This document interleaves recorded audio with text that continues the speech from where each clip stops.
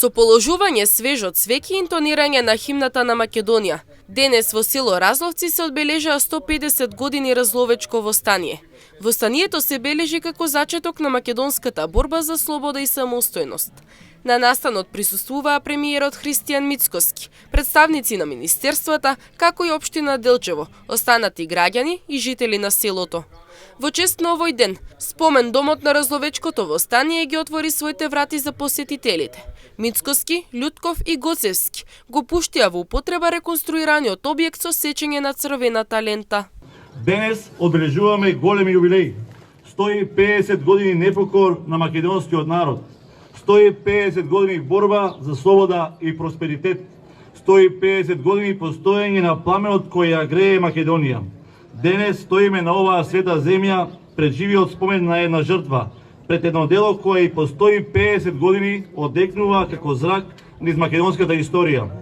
Пред точно еден век и половина, овде во селото Разловци се роди крикот на македонскиот непокор. Во време на темнина кога народот бил притиснат од страв, сиромаштија и робство, група на храбри луѓе решиле да го направат она што изгледало невозможно, да се исправат пред неправдата и да го кренат знамето на слободата, знамето на Македонија. Точно овие луѓе немале армии, немале богатства, немале сигурност дека ќе победат, но имале нешто многу свето. Имале срце, имале верба и ја имале душата на Македонија. Според премиерот Христијан Мицкоски, разловечкото востание не беше само оружен отпор. Тоа беше будење на народната свест, првиот силен крик на народот дека сака да живее слободно и исправено.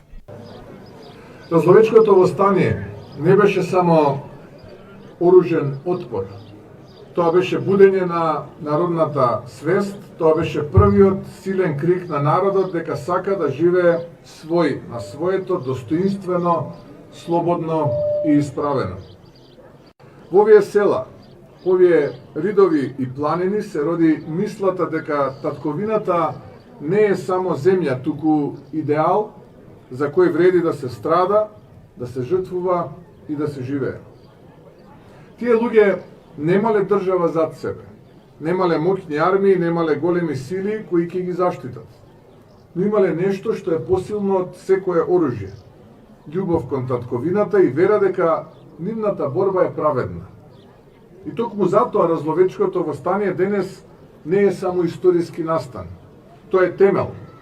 Тоа е првата искра која подоцна ќе прерасне во големиот пламен на револуционерната борба во Илинден, во Крушевската република, по сите жртви и сите генерации кои ја носеле татковината во срцето.